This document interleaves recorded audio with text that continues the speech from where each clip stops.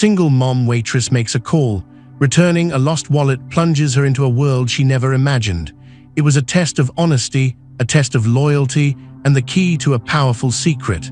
Her simple choice is about to rewrite her destiny. If you're new here, subscribe and comment your location. Now let's begin. The lunch rush at the griddle was over. Jessica wiped down the last booth, her feet aching. Her 6-year-old son, Leo, was in the back with a coloring book. She needed this job. The tips were bad, her rent was late, and her car made a sound like a dying animal. She lifted a cracked vinyl seat to clean underneath. Something fell to the floor with a soft thud. It was a wallet, thick, black leather, worn smooth. It felt heavy in her hand. She shouldn't look, but she needed to find ID to call the owner. She opened it. Her breath caught. The wallet was stuffed with cash, lots of it, $100 bills, more money than she made in 2 months. Folded around the money was a driver's license. The photo showed a man with a stern face, short dark hair, and intense eyes. His name was Marcus Kane. The address was nearby, on the industrial side of town. There were other cards too, business cards. One said Saints of Steel Custom Cycles and Community Center.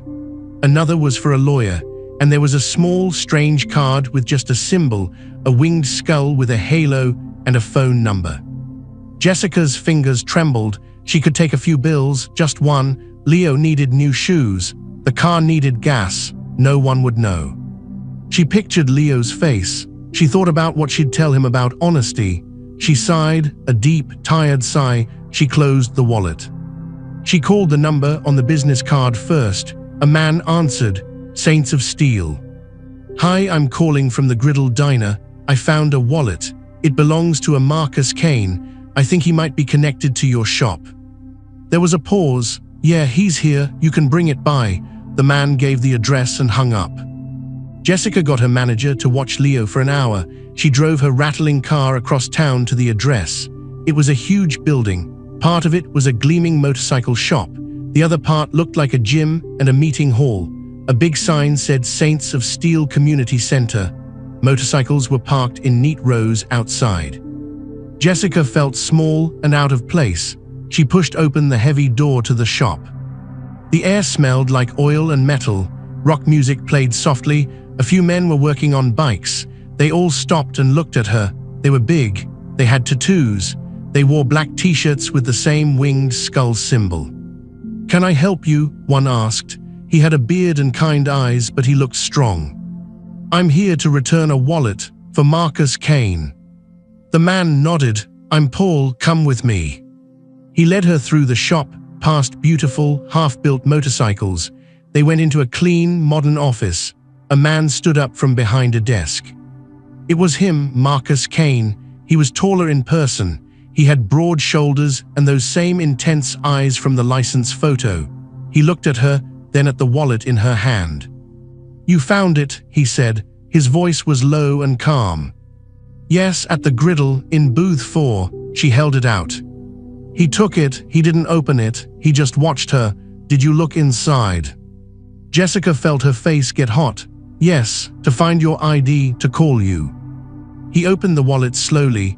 He thumbed through the cash. It was all there. He pulled out a $100 bill and held it out to her. A reward for your honesty. Jessica shook her head. No, thank you. I just wanted to return it. His eyebrow went up. You didn't think about taking any. Times look tough. The question was blunt. It felt like a test.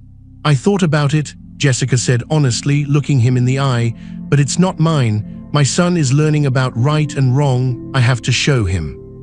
Marcus studied her for a long moment. Then he nodded, a slight, respectful dip of his head. He put the bill back. What's your name?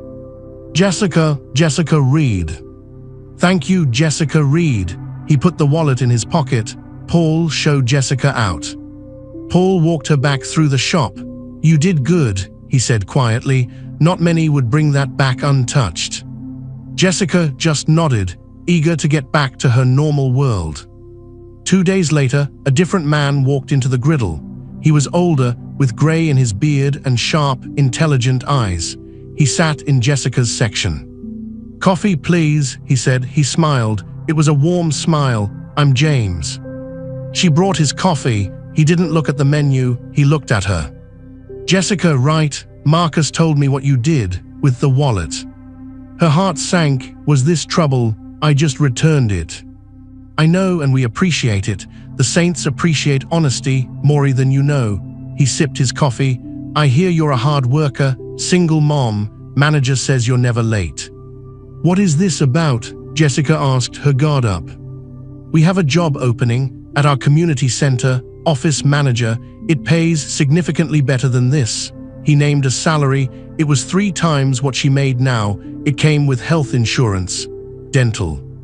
Jessica was speechless. It was too good to be true. "Why me?" "Because I didn't steal. Because you were honest when no one was watching, and you were discreet. You didn't call the cops. You didn't tell the whole diner. You called us directly. That matters to us." James leaned forward.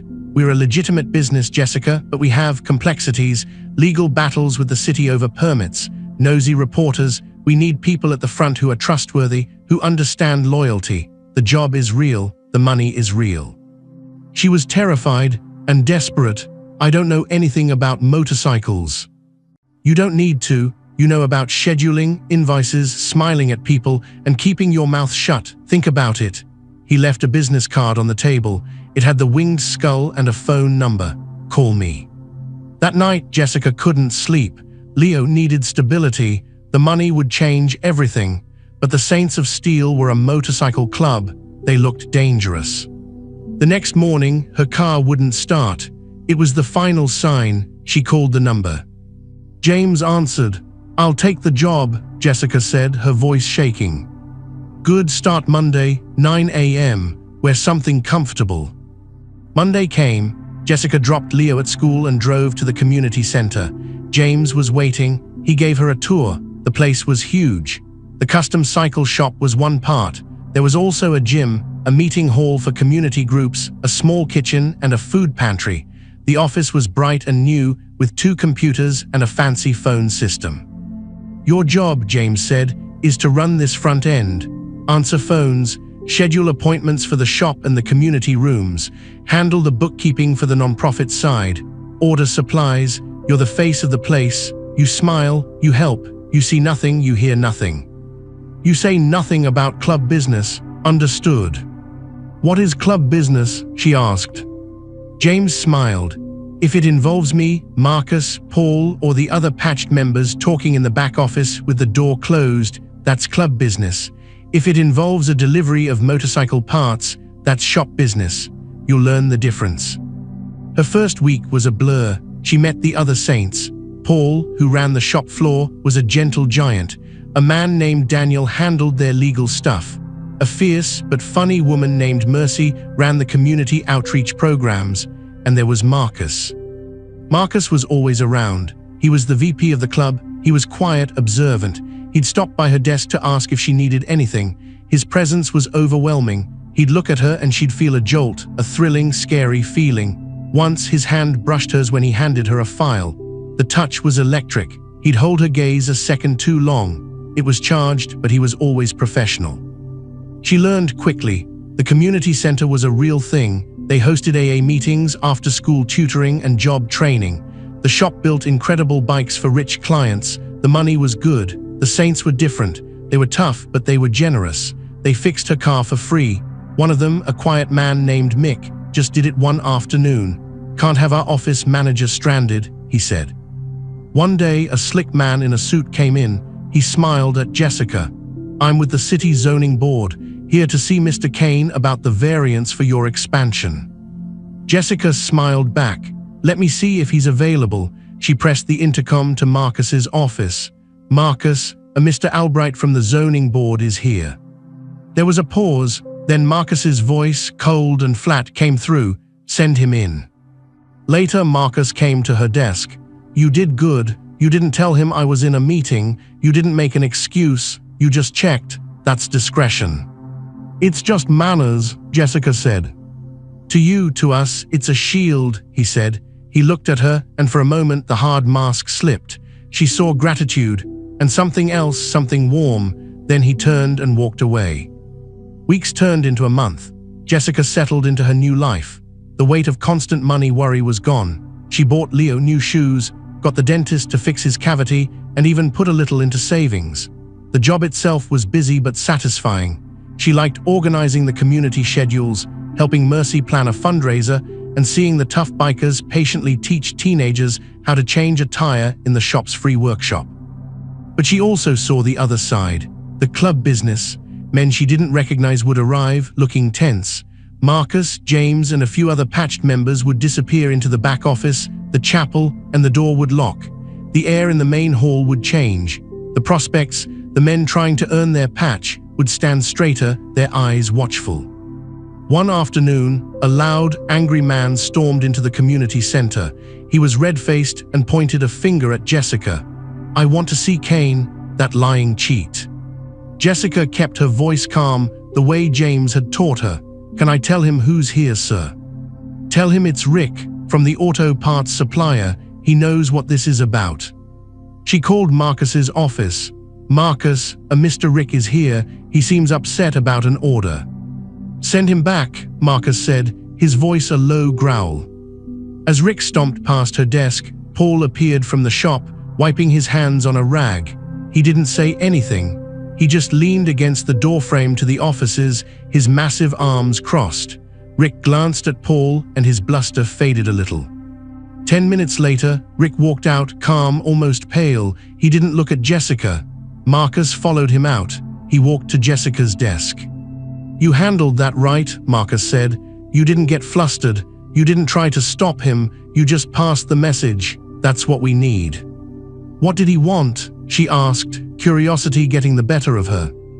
Marcus's mouth twitched, almost a smile. "A misunderstanding on an invoice, it's settled." He looked at her for a long moment. "You're fitting in here, Jessica, better than we hoped." The chemistry between them was a constant, low hum.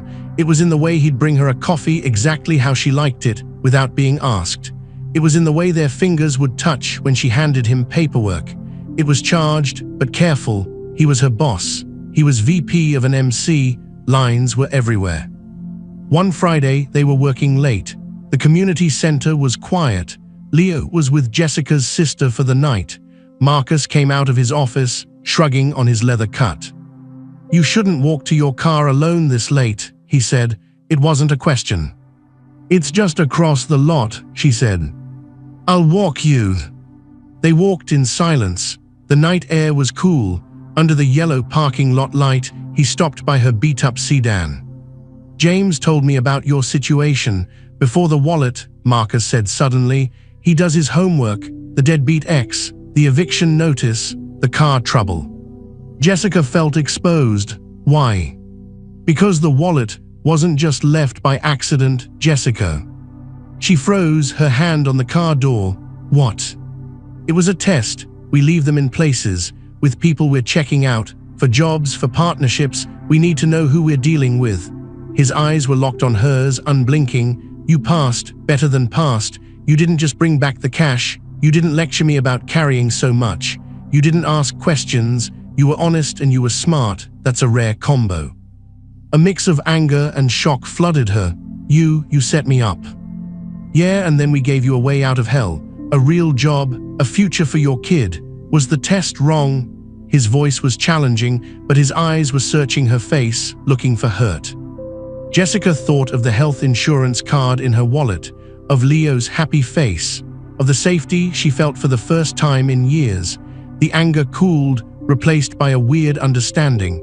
In their world, this was how you found trust. "No," she whispered, "it wasn't wrong." He stepped closer. The space between them vanished. She could smell leather and soap. "The test was for the job," he said, his voice dropping. This isn't part of any test." He kissed her. It wasn't gentle. It was hungry and full of pent-up tension, a claim staked after weeks of waiting.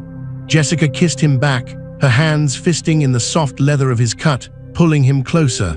The world shrank to the feel of his mouth, the solid wall of his chest. When they broke apart, they were both breathing hard. He rested his forehead against hers. "This is complicated," he murmured. "I know," she breathed. "I'm not a safe man, Jessica. You feel like the safest thing I've ever known." He let out a shaky breath and pulled her into a tight hug, just holding her in the quiet dark. No one had held her like that in years. It felt like coming home to a place she didn't know existed. Things changed after that night. It was unspoken, but everyone knew. Paul would grin when Marcus brought her coffee. James would give her a knowing, approving nod. She and Marcus were careful, especially around Leo, who started spending after-school hours at the community center, adored by everyone. Marcus introduced Leo to the shop, showing him tools. Leo called him Mr. Marcus with awe. One evening, Leo was struggling with math homework at Jessica's desk. Marcus knelt beside him and explained the problem in a simple, patient way. Jessica's heart squeezed tight. This was the real twist. The wallet test found them a loyal employee, but it also brought Marcus a woman who changed his world and a kid who looked at him like a hero. The club's complexities became clearer to Jessica. A local news reporter started snooping, asking questions about the club's real business, suggesting the community center was a front. The city was still fighting them on building permits, likely pressured by business owners who didn't want a motorcycle club in the neighborhood. James and Marcus handled it. Daniel, the lawyer, filed lawsuits for harassment. The club used its legitimate business records, which Jessica kept meticulously, to prove their community impact. They fought with lawyers and city council meetings, not with fists, but the threat of violence was always there, a tool of last resort. One day, a rival club, the Jackals, rolled up to the community center. They were loud and aggressive, trying to intimidate, to provoke a fight that would bring police and bad press. Jessica was at her desk. She saw them through the glass doors. Her instinct was to panic, but she saw James's calm face. He walked out, followed by Marcus and Paul. They didn't wear their cuts. They wore Saints of Steel Community Center polo shirts. James talked to the Jackal's leader, his voice too low to hear. He pointed to the building, to the kids leaving the tutoring session. He smiled, but it didn't reach his eyes. The Jackal's leader spat on the ground, but he got back on his bike. They left. Marcus came back inside. He walked straight to Jessica's desk. He placed both hands on it, leaning down. He was buzzing with controlled anger. "You okay?" he asked, his voice tight. "Yes, are you?" They wanted a reaction. They didn't get one, because we have too much to lose now. His eyes held hers, and the meaning was clear. He had too much to lose. She and Leo were what he had to lose. That night at her apartment, Marcus sat on her couch, Leo asleep on his lap after a movie. He looked at Jessica over the boy's head. "I want you and Leo to move into a house, a safe house, in a good school district, club security on the perimeter." "Marcus, that's too much." "It's non-negotiable," he said, his voice leaving no room for argument. Then it softened. "Please, let me do this. Let me build you a real home. You're the civilian heart of this operation, Jessica, but you're my heart, period." Jessica looked at her son, safe and content in the arms of a man who tested people with wallets and built empires with his hands. She thought of the lost, struggling waitress she'd been just months ago. She nodded, "Okay." He smiled, a real, full smile that transformed his stern face. Leo stirred and mumbled sleepily, "Are you staying, Mr. Marcus?" Marcus looked at Jessica, a question in his eyes. She nodded again. "Yeah, kid," he said, smoothing Leo's hair. "I'm staying." The house was perfect. It was in a quiet neighborhood with big trees, not far from the community center. It had a fenced yard and a good school nearby. The Saints owned it through one of their legitimate holding companies. Jessica never saw a bill. Marcus had a security system installed that was better than most banks. It was safe, but it didn't feel like a fortress. It felt like a home. Moving day was a spectacle. The entire club showed up with trucks. Paul carried the heaviest furniture by himself. Daniel carefully packed Jessica's few precious things, photo albums, Leo's baby box. Mercy organized the kitchen. They worked with a loud, cheerful efficiency that left Jessica breathless. These terrifying, tattooed men were hanging curtains and assembling bunk beds for Leo.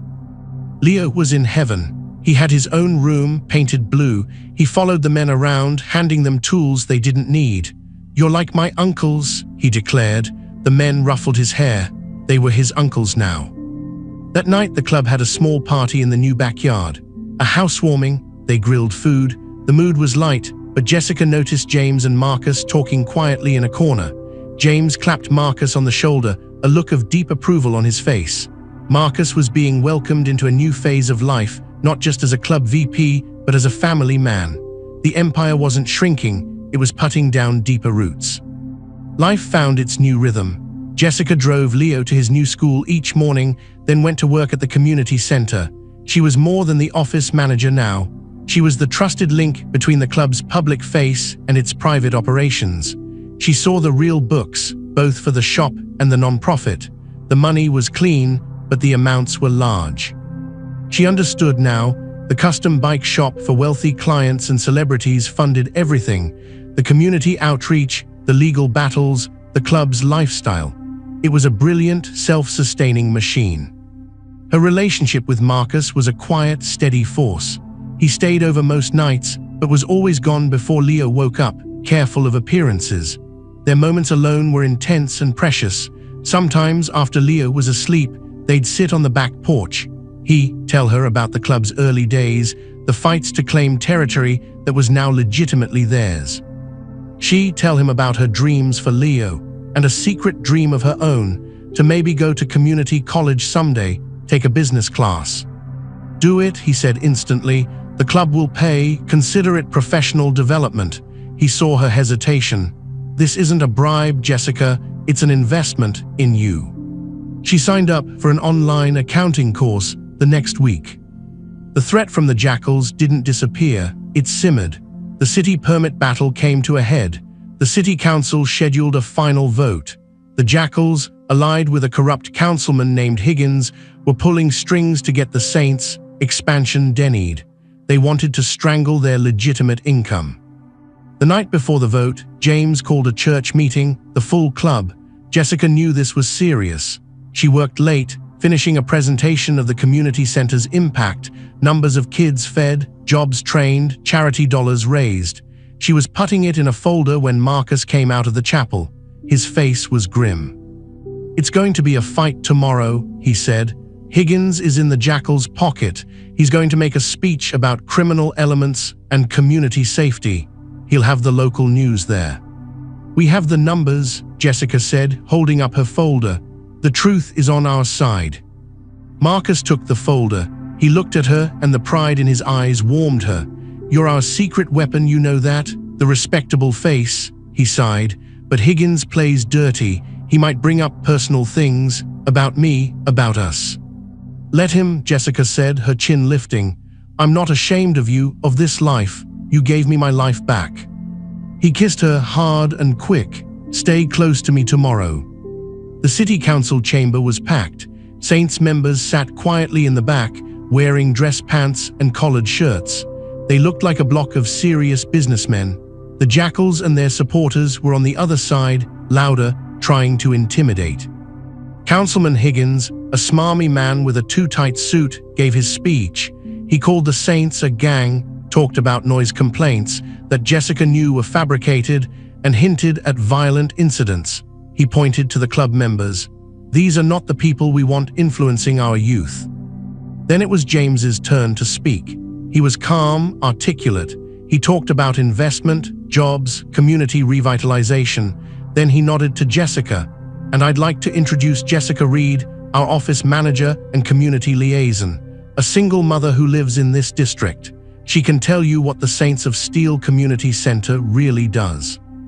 Jessica's legs felt like water as she walked to the podium. The lights were hot. She saw Leo, sitting between Paul and Mercy in the back, giving her a thumbs up. She saw Marcus, his intense gaze willing her strength. She opened her folder. She didn't talk about motorcycles. She talked about the after-school program that helped Leo with his reading. She showed the numbers from the food pantry. She introduced Mercy, who spoke passionately about their work with homeless veterans. Jessica's voice was clear and strong. She was the picture of honest, hard-working motherhood. When she finished, there was applause from the neutral observers. Higgins looked furious. He stood up for a rebuttal. "Very touching," he sneered. But let's look at who she's really working for. Marcus Kane, a man with a known criminal record. He listed old charges, bar fights, disorderly conduct from when Marcus was young and wild. And now, Ms. Reed, you're romantically involved with this man, aren't you? Living in a house he pays for. Doesn't that seem like a conflict of interest? Or maybe just poor judgment? The room went silent. All eyes were on Jessica. She felt her face burn. She saw Marcus start to stand, his face dark with rage. James put a firm hand on his arm. Jessica leaned into the microphone. Her voice didn't shake. "Councilman Higgins, you're right. I'm in a relationship with Marcus Kane. He is a good man. He's helped build a place that feeds the hungry and trains people for jobs. You're asking me about my judgment? My judgment tells me that a man is defined by what he builds, not by his past mistakes. My judgment tells me that the Saints of Steel have done more for this community in 1 year than you have in your entire term. You're not voting on a man's past, you're voting on a community center's future. Don't get them confused." The chamber erupted. This time, the applause was thunderous. Higgins was shouting, trying to regain control, but he'd lost the room. The vote was called, it passed, the Saints had won. Outside in the parking lot, the club gathered. There were handshakes, quiet smiles. Higgins stormed past, followed by the Jackal's leader, who shot Marcus a look of pure hatred. "This isn't over," the man hissed. Marcus just stared him down until he looked away and left. James pulled Jessica into a bear hug. "You were magnificent.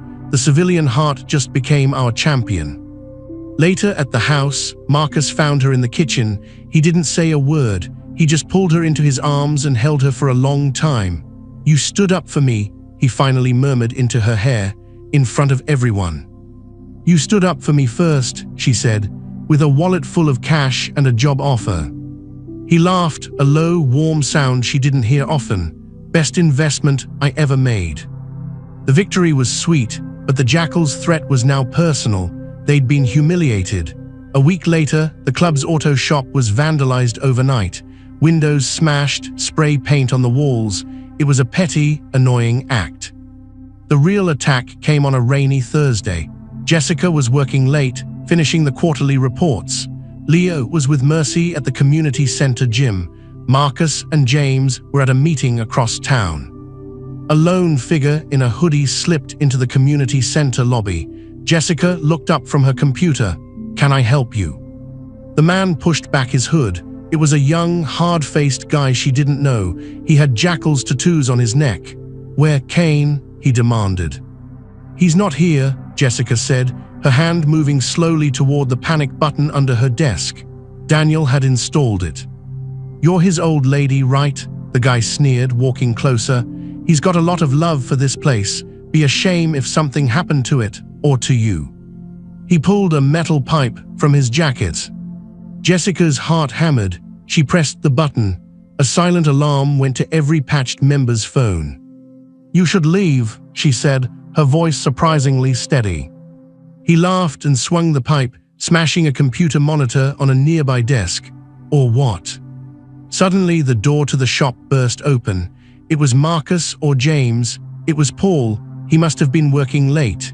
He had a large wrench in his hand. His face was calm, but his eyes were deadly. "The lady said you should leave," Paul said, his voice a low rumble. The Jackal's prospect spun around, pipe raised. Paul moved fast for such a big man. He dodged the swing and grabbed the guy's wrist. He twisted. The pipe clattered to the floor. Paul shoved him hard, sending him stumbling back toward the door. "Get out, tell your boss the next one who steps foot in our place, for any reason, doesn't walk out. That's the only warning you get." The prospect scrambled to his feet and ran. Paul turned to Jessica. "You okay?" She nodded, shaking. "Thank you, Paul." "Family," he said simply, as if that explained everything. He picked up the pipe.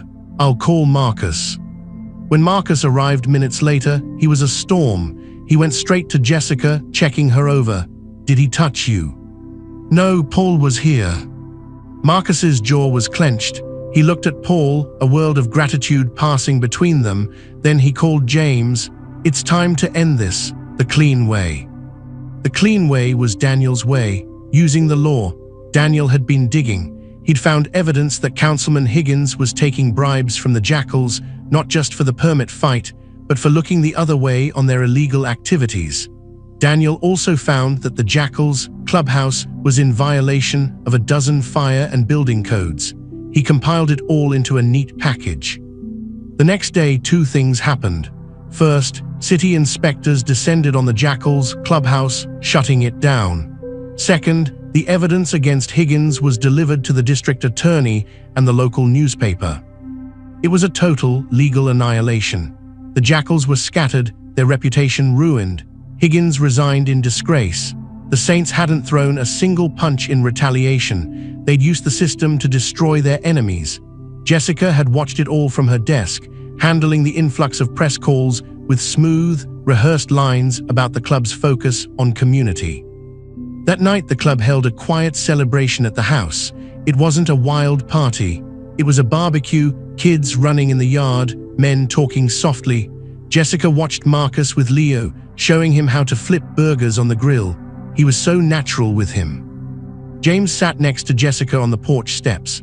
"You know," he said, "that wallet test. We've done it a dozen times, found a few honest people, good mechanics, a decent lawyer, but we never found someone who would become essential.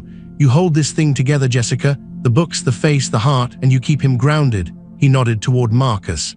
"He was all sharp edges before you. Now he's got something to lose. It makes him smarter, stronger, makes the whole club stronger." Jessica smiled. "I just returned a wallet." "You returned our faith in people," James corrected. As the evening wound down, Marcus pulled Jessica away from the crowd into the quiet living room. He got down on one knee. Her hand flew to her mouth. "Jessica," he said, his voice rough with emotion, "the test was for an employee, but you passed a test I didn't even know I was giving. You walked into my world and made it a home. You trusted me, you fought for me, you love my kid like your own. Be my wife. Let me be a real father to Leo. Let's make this family official." He opened a small box. The ring was beautiful, a simple diamond flanked by two smaller, square-cut stones. "The side stones are from my mother's ring," he said. "The center one is new, for our new start." Tears streamed down Jessica's face. She nodded, unable to speak. He slid the ring onto her finger. It fit perfectly. He stood and kissed her, and the cheers from the backyard, where the club had been secretly watching, erupted through the open window.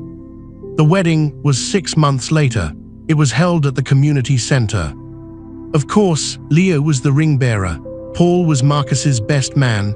Mercy was Jessica's matron of honor. James walked her down the aisle. The whole club was there, their cuts polished, their smiles genuine. They said their vows under an arch decorated with old motorcycle parts and fresh flowers. As the officiant pronounced them husband and wife, the roar of 50 engines starting outside shook the walls, a salute of pure joy. Jessica Reed, the struggling single mom waitress, was now Jessica Kane. She was the office manager, the community liaison, the heart of a legitimate empire, and the love of a man who ruled it. She had returned a wallet, not knowing it was a test. In doing so, she had passed the hardest test of all, finding a love strong enough to tame an empire and building a family where she least expected it. The Saints of Steel hadn't changed for her. They had simply opened their gates, and she had walked in and made herself indispensable. She was their greatest acquisition, and they were her forever family. Thank you for watching. How far would your honesty take you? Could it change your entire life? What would you have done with that wallet? Subscribe and hit the notification bell. Tell us in the comments where you're watching from.